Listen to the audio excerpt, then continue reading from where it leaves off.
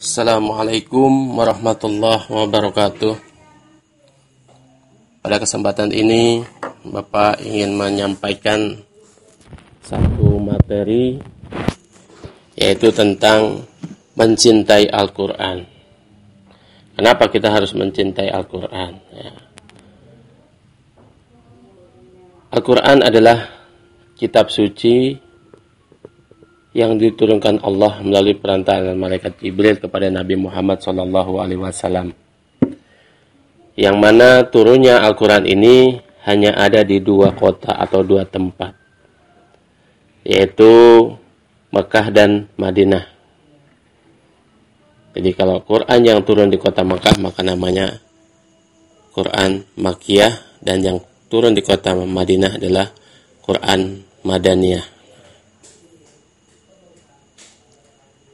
Kalau begitu, kita sebagai umat Rasulullah sudah semestinya kita mencintai Al-Quran. Al-Quran adalah Allah langsung yang menurunkan, dan Allah sendiri yang akan menjaganya. Sebagaimana Allah berfirman dalam surat Al-Hijr ayat 9 yang berbunyi, A'udzubillahi minasyaitonirrajim, Inna nahnu nazzalna dzikra wa inna lahu lahafizun. Sesungguhnya kamilah yang menurunkan Al-Quran, dan sesungguhnya kami benar-benar akan memeliharanya. Jadi Al-Quran itu adalah Allah langsung yang menurunkannya, dan Allah sendiri yang akan menjaganya. Kalau begitu, Al-Quran tidak akan pernah berubah sampai hari kiamat, meskipun hanya satu huruf, karena Allah yang langsung menjaganya. Kalau begitu anak-anakku sekalian, kita harus punya keyakinan bahwa Al-Quran ini Allah langsung menjaganya. Allah yang langsung akan memeliharanya, sehingga keberadaan Al-Quran akan tetap otentik sampai hari kiamat. Nah, apapun yang kita bisa ambil bagi anak-anakku sekalian, barang siapa yang mencintai Al-Quran, yang membaca Quran, maka dia akan dijaga oleh Allah hidupnya.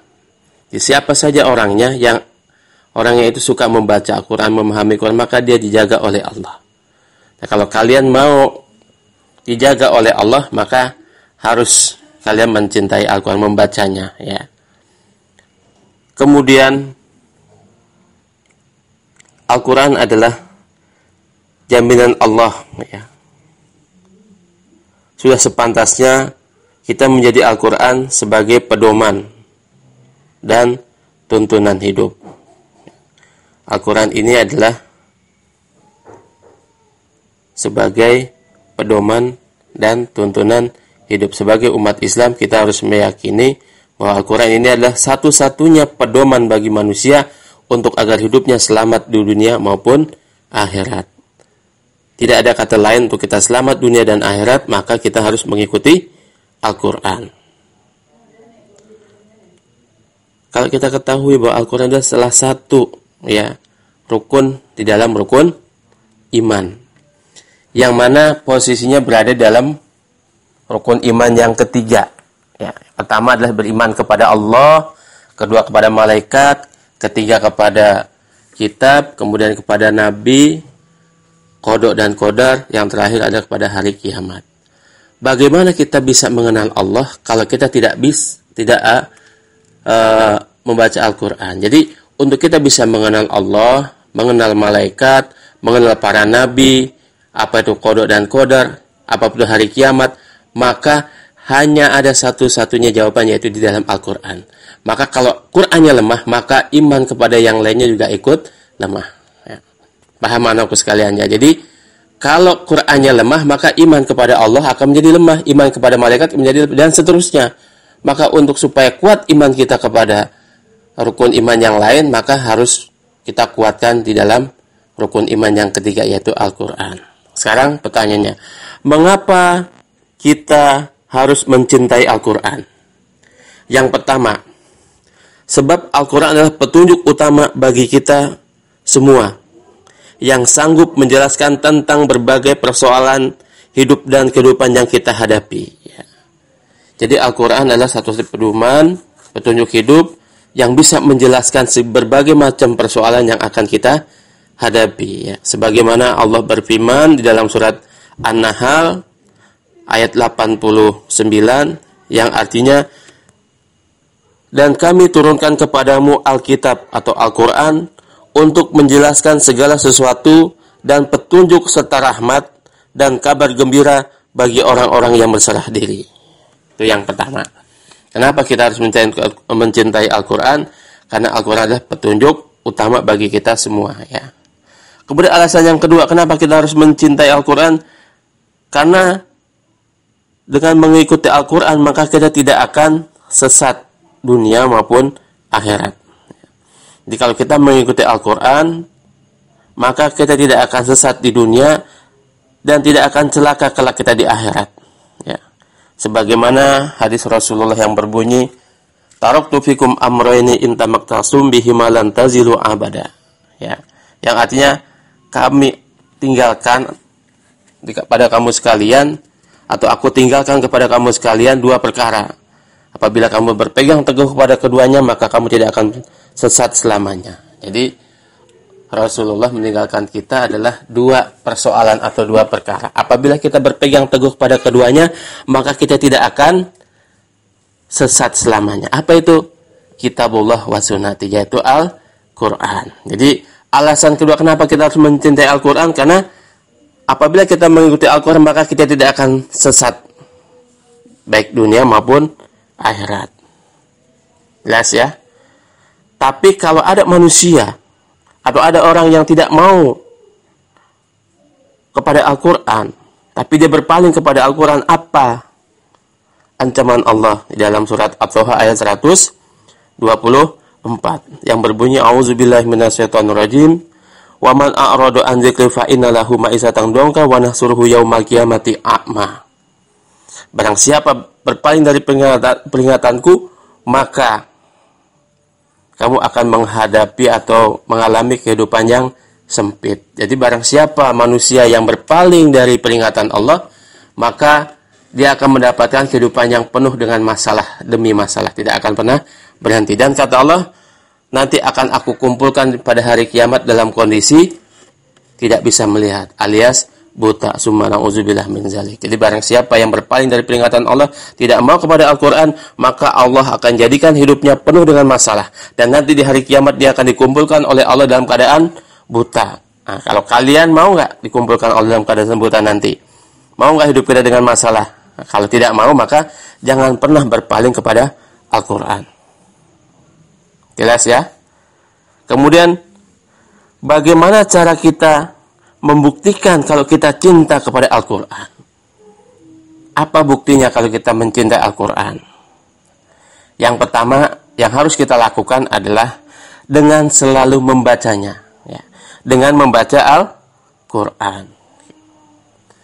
Jadi kalau nanti kita akan belajar ada 7 tingkatan Al-Quran. Jadi kita nanti mendengar Quran, membaca Quran, kemudian mengartikan, memaknai, kemudian setelah memaknai adalah mempraktekkan, setelah mempraktekkan adalah mengajarkan, yang terakhir adalah menjaga atau menghafalnya. Ya.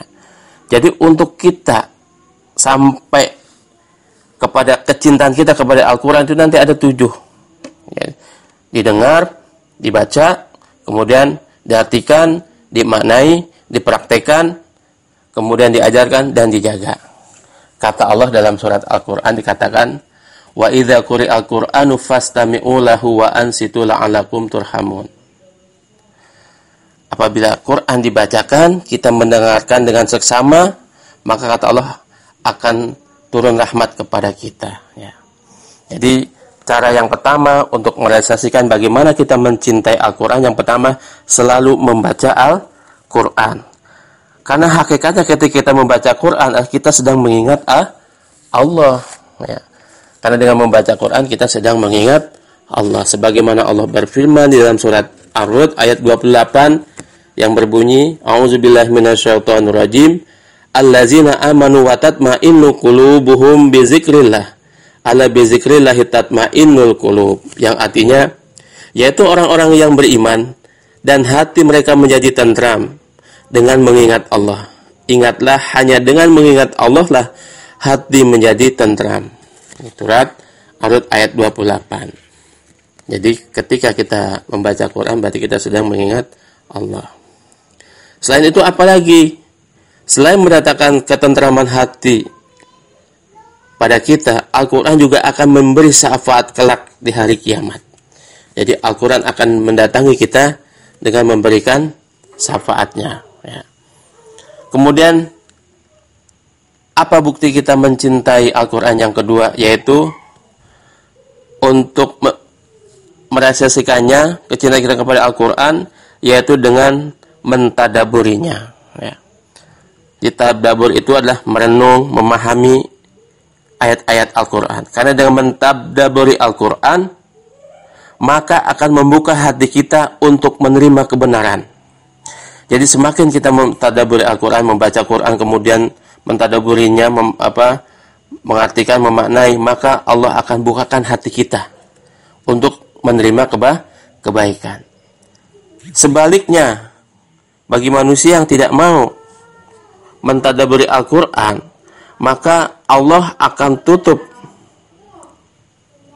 dan kunci hatinya untuk menerima kebenaran. Ya.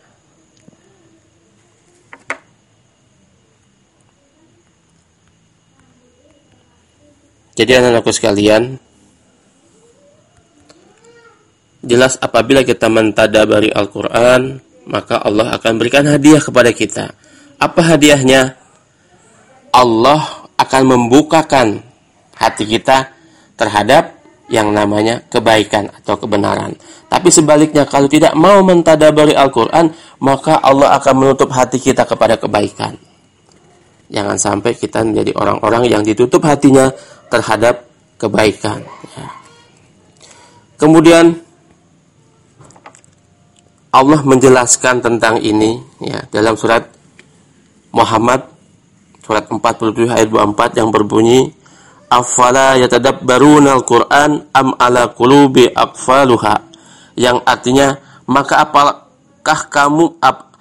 apakah mereka tidak memperhatikan Al-Qur'an ataukah hati mereka menjadi terkunci. Nah, itu jelas di ayatnya, apakah mereka tidak memperhatikan Al-Qur'an, apakah hati mereka menjadi terkunci akibat tidak mau mentadabari Al-Qur'an.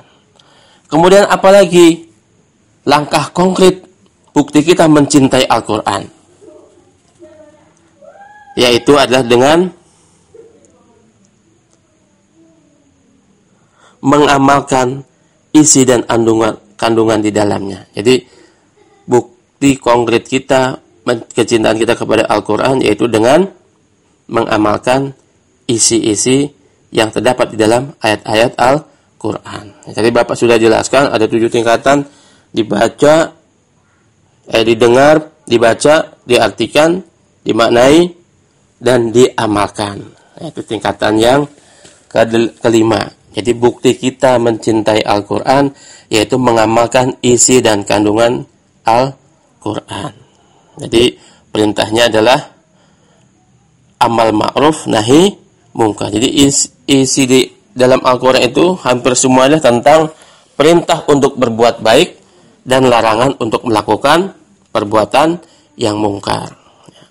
Maka mudah-mudahan kita menjadi orang-orang yang terbaik. Apa itu orang yang terbaik? Mau nggak kalian menjadi orang yang terbaik dalam pandangan Allah?